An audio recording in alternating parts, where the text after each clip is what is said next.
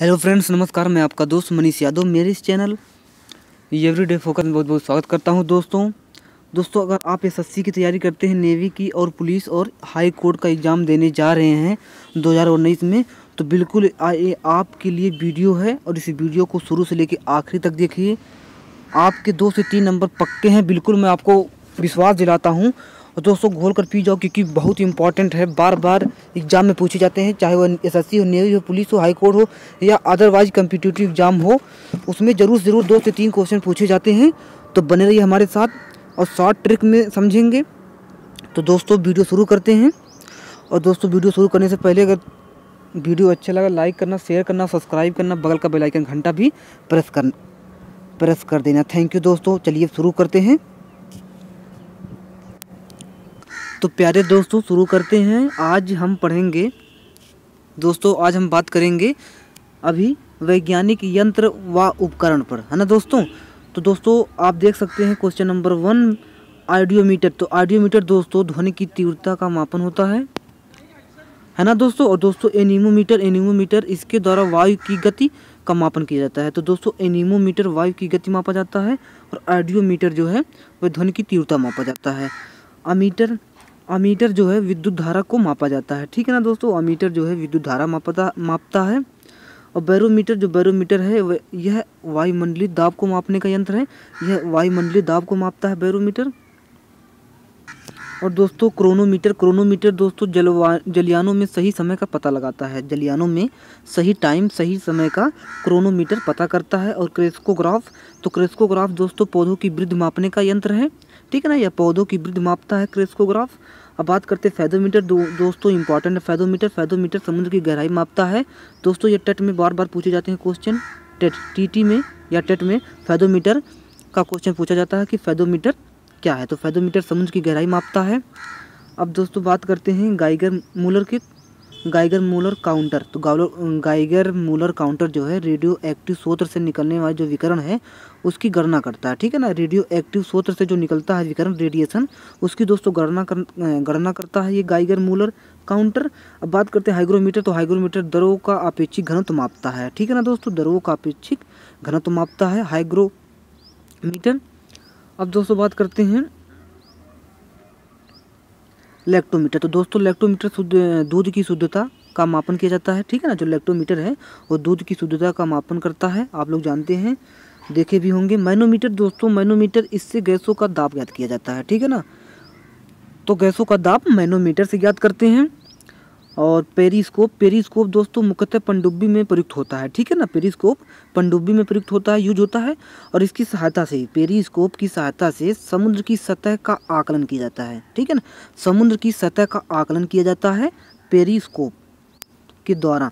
अब बात करते हैं दोस्तों पायरोमीटर। तो उच्च ताप का मापन करता है ये पायरोमीटर, ठीक है ना। उच्च ताप का मापन करता है पायरोमीटर। वर्षा मापक यंत्र है रेन गेज। दोस्तों रेन गेज की सहायता से हम वर्षा का मापन करते हैं। सिस्मोग्राफ या दोस्तों सिस्मोमीटर भूकंप की तीव्रता मापा जाता है। भूकंप की तीव्रता मापा जाता है सिस्मोग्राफ के द्वारा या सिस्मोमीटर के द्वारा, ठीक है ना। अब इस फैग्मोमैनोमीटर, ठीक है ना। इस फैग्मोमैनोमीटर के द्वारा दोस्तों रक्तदाब का मापन किया जाता है, ठीक है ना। रक्तदाब का मापन इस फैग्मोमैनोमीटर के द्वारा किया जाता है। और सोनार दोस्तों, सोनार के द्वारा हम समुद्र के अंदर छिपे पदार्थों का पता लगाते हैं, ठीक है ना। समुद्र के अंदर छिपे पदार्थों का पता लगाया जाता है सोनार के द्वारा। अब बात करते हैं दोस्तों ट्रांसफर। तो ट्रांसफर वोल्टेज को कम या अधिक किया जाता है। वोल्टेज को कम या अधिक करते हैं हम ट्रांसफ़र के द्वारा, ठीक है ना। अब बात करते हैं मेरे प्यारे दोस्तों ऊर्जा को परिवर्तित करने वाले यंत्र। तो दोस्तों जो विद्युत सेल है, विद्युत सेल यह रासायनिक ऊर्जा को विद्युत ऊर्जा में बदलता है। आप लोग जानते हैं कि विद्युत सेल जो है वो केमिकल का बना होता है और जब उसको हम यूज करते हैं तो हमें विद्युत देता है, हमें लाइट देता है, हमें प्रकाश देता है। तो इस तरह हम सेट कर सकते हैं कि वह रासायनिक ऊर्जा को विद्युत ऊर्जा में बदलता है। अब बात करते हैं दोस्तों फोटो इलेक्ट्रिक सेल की। तो फोटो इलेक्ट्रिक सेल जो है दोस्तों यह प्रकाश ऊर्जा से विद्युत ऊर्जा में बदलता है। दोस्तों फोटो इलेक्ट्रिक सेल जो है यह लाइट उत्पन्न करता है। जब लाइट उत्पन्न करता है तो उससे हमें विद्युत ऊर्जा मिलती है। तो इस तरह हम सेट कर सकते हैं कि प्रकाश ऊर्जा से विद्युत ऊर्जा बदलता है फोटो इलेक्ट्रिक सेल, ठीक है ना दोस्तों। अब डायनेमो तो आप लोग जानते हैं, डायनेमो एक यांत्रिक ऊर्जा यानी एक यांत्रिक है और यह विद्युत ऊर्जा उत्पन्न करता है। तो दोस्तों डायनेमो जो है यांत्रिक ऊर्जा से विद्युत ऊर्जा को बदलता है और माइक्रोफोन जो है यह ध्वनि ऊर्जा को, ठीक है ना दोस्तों, माइक्रोफोन जो है ध्वनि ऊर्जा से विद्युत ऊर्जा में बदलता है। और दोस्तों मोटर जो है यह विद्युत ऊर्जा से यांत्रिक ऊर्जा में बदलता है। जो मोटर है यह विद्युत ऊर्जा से यांत्रिक ऊर्जा में बदलता है। और दोस्तों जो सितार होता है यह यांत्रिक ऊर्जा से ध्वनि ऊर्जा में बदलता है। सितार आप लोग जानते हैं एक यंत्र है एक, और उसको जब हम यूज करते हैं तो वो ध्वनि ऊर्जा उत्पन्न करता है। तो यांत्रिक ऊर्जा से ध्वनि ऊर्जा उत्पन्न करता है हमारा सितार, ठीक है ना दोस्तों। अब बात करते हैं दोस्तों इंजन का। तो ऊष्मा से यांत्रिक ऊर्जा में बदलता है इंजन जो है ऊष्मा से यांत्रिक ऊर्जा में बदलता है। और लाउड स्पीकर जो दोस्तों हैं, लाउड स्पीकर विद्युत ऊर्जा से ध्वनि ऊर्जा में बदलता है लाउड स्पीकर। अब बात करते हैं दोस्तों प्रमुख चिकित्सीय उपकरण एवं विधियाँ। तो इसमें दोस्तों पेस मेकर जो होता है, पेस मेकर इस उपकरण द्वारा हृदय में नियमित रूप से स्पंदन और धमनियों में रक्त प्रवाहित किया जाता है, ठीक है ना, स्पंदन और धमनियाँ में रक्त प्रवाहित किया जाता है पेस मेकर के द्वारा। और दोस्तों इलेक्ट्रोकार्डियोग्राफ जो होता है जिसको हम बोलते हैं ईसीजी का फुल फॉर्म है इलेक्ट्रोकार्डियोग्राफ, है ना दोस्तों। ईसीजी का फुल फॉर्म आप समझ चुके होंगे। यह दोस्तों हृदय संबंधी बीमारियां होता है, ठीक है ना, हृदय संबंधित बीमारियां होता है इलेक्ट्रोकार्डियोग्राफ, है ना दोस्तों, हृदय संबंधित बीमारियों का पता लगाता है।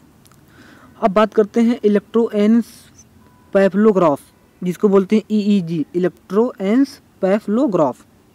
तो यह दोस्तों मस्तिष्क संबंधित बीमारियों का निरूपण करता है, ठीक है ना, ये मस्तिष्क संबंधित बीमारियों का निरूपण करता है ईईजी। अब बात करते हैं ऑटो एनालाइजर। तो ऑटो एनालाइजर दोस्तों ग्लूकोज, यूरिया, कोलेस्ट्रॉल इत्यादि की जांच करता है, ठीक है ना। अब कोई तुमसे पूछता है कि ग्लूकोज, यूरिया या कोलेस्ट्रॉल की जांच कौन करता है, तो जांच करता है ऑटो एनालाइजर के द्वारा, ठीक है ना। अब सीटी स्कैन क्या है, तो इसके द्वारा संपूर्ण शरीर में किसी भी भाग में असामान्यता का पता लगाया जाता है। कुछ अगर गड़बड़ है, असामान्य है, तो सीटी स्कैन के द्वारा स्कैन करके हम शरीर के अंदर के भाग देख सकते हैं कि क्या गड़बड़ है। अब बायोप्सी दोस्तों, बायोप्सी जो है वो कैंसर की जांच करने की विधि है दोस्तों, यह विधि है, ठीक है ना, कैंसर की जांच करने की विधि का नाम है बायोप्सी। अब बात करते हैं दोस्तों एलिसा टेस्ट। तो दोस्तों एलिसा टेस्ट एड्स चेक करने के लिए यूज किया जाता है। और ऑटोप्सी दोस्तों, ऑटोप्सी जो है यह कोई मृतक शरीर है उसका जांच या पोस्टमार्टम में ऑटोप्सी यूज किया जाता है या कहते हैं। तो पोस्टमार्टम, ठीक है ना, पोस्टमार्टम या मृतक शरीर की जांच के लिए ऑटोप्सी का प्रयोग किया जाता है। अब दोस्तों बात करते हैं ट्यूबेक्टोमी। ट्यूबेक्टोमी जो है स्त्री नसबंदी को कहते हैं, जो कि आरआरबी, ठीक है ना, आरआरबी अगर रेलवे की आप तैयारी करते हैं तो इसको भाई याद कर लीजिए, मोस्टली इंपॉर्टेंट है, बार बार पूछे जा रहे हैं। आरआरबी कोई भी एग्जाम हो रेलवे में, लेकिन रेलवे में ज़्यादातर ट्यूबेक्टोमी पूछा जाता है कि स्त्री की नसबंदी को क्या कहते हैं। तो स्त्री की नसबंदी को ट्यूबेक्टोमी कहते हैं और पुरुष की नसबंदी को, ठीक है ना, पुरुष की नसबंदी को वैसेक्टोमी कहते हैं, पुरुष की नसबंदी को वैसेक्टोमी कहते हैं। तो दोस्तों वीडियो कैसा लगा, वीडियो अच्छा लगा लाइक करना, शेयर करना, सब्सक्राइब कर देना। और दोस्तों अगर आप लोग चाहते हैं कि इसका मैं दूसरा पार्ट बनाऊं तो बिल्कुल कमेंट में करिए और बताइए कि आप दूसरा पार्ट बनाइए। तो थैंक यू दोस्तों, ऑल द बेस्ट।